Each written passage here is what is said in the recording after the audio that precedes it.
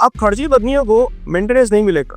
रजनीश अरशद नेहा की जो गाइडलाइंस थी उसको तोड़ मरोड़ के पत्नी और उनके जो विधिक सलाहकार हैं उन्होंने बकायदा इसको लूट का धंधा बना लिया।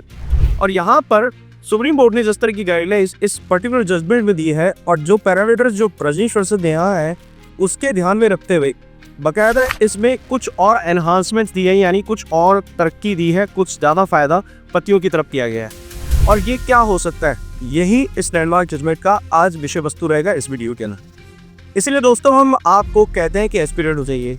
हमारे यहाँ पर जितने भी लोग इन कोर्सेज यानी जर्नल्स को ज्वाइन कर चुके हैं उनको बहुत फ़ायदा हुआ है, क्योंकि वो लोग अब समझ पाते हैं कि कानून की सही परिभाषा क्या है और किस तरह से लैंडमार्क जजमेंट्स उन्हें प्रोटेक्ट करते हैं, और इसी वजह से वो बहुत एम्पावर्ड फील करते हैं और अपने केसेस में बहुत अच्छी परफॉर्मेंस दे रहे हैं। आप भी अगर इन कोर्सेज का हिस्सा होना देना चाहते हैं तो फिर इस वीडियो के इस लिंक के ऊपर क्लिक करें, यहाँ पर ये जो नंबर दिया हुआ है, और इस पर संपर्क कीजिए। आप अगर इस वक्त किसी कानूनी समस्या में हैं तो इस वीडियो के लिंक को स्कैन कर सकते हैं और ये नंबर पे या फिर आप बकायदा अपना अपॉइंटमेंट बुक करा के बात कर सकते हैं।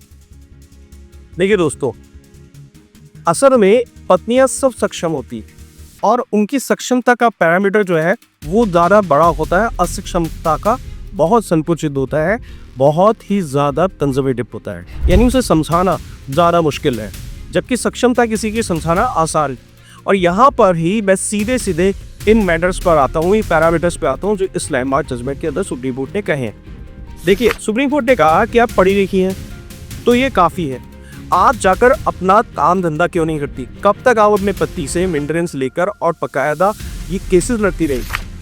यहाँ पर ये चीज़ भी उन्होंने बहुत जोर देके कहा, मानेंगे सुप्रीम कोर्ट ने, कि देखिए जिन पत्नियों ने इन केसेस को लड़ने से पहले जॉब की भी है और अब वो आइडल बैठ के यानी कि बिना कोई काम करे अपने पति से सिर्फ मेंटेनेंस लेना चाहती हैं मेंटेनेंस केसेस के थ्रू, तो उनको यह जवाबदारी तय करनी पड़ेगी कि उन्हें मेंटेनेंस की रिक्वायरमेंट क्यों है। जब उन्होंने पहले जॉब की हुई है तो उसको सक्षमता के क्राइटेरिया में माना जाएगा। यानी कि अगर वो किसी भी तरह से ये फैक्ट छुपा रही है कोर्ट से तो उन्हें मेंटेनेंस मिलना ही नहीं चाहिए।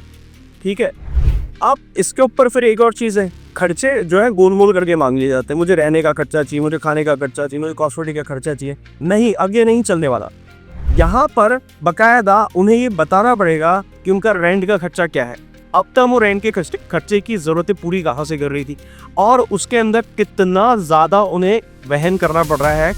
अगर वो इस सारी चीज़ों की कैपेबिलिटी को नहीं शो कर पा रही हैं या इस तरह के एविडेंसेस शो नहीं कर पा रही हैं तो फिर उन्हें बताना पड़ेगा, क्योंकि ये खर्चे तो कहीं ना से लेके करने पड़ रहे होंगे, क्या अपनी जेब से करना पड़ रहा होगा, तो ये सारी चीज़ें उन्हें बतानी पड़ेगी। आपको खाने के लिए कितना पैसा लगता है, वो किस किस तरह से लगता है, ये बताना पड़ेगा। आपको कॉस्मेटिक्स का अगर खर्चा चाहिए तो वो कितना कितना लगता है, मेडिसिन का अगर खर्चा लगता है तो क्यों लग रहा है और कितना कितना लग रहा है वो भी बताना पड़ेगा। यानी कि कोई भी चीज़ जो है ऊपर से नहीं जज की जाएगी। आप लोग ऐसा करते हैं अपने केसेस में? नहीं करते। तो इस वजह से आपके रिप्लाईज जो होते हैं वो बहुत कच्चे और अधूरे होते हैं, सूखे हुए होते हैं, उनसे मेंटेनेंस लगेगा ही लगेगा।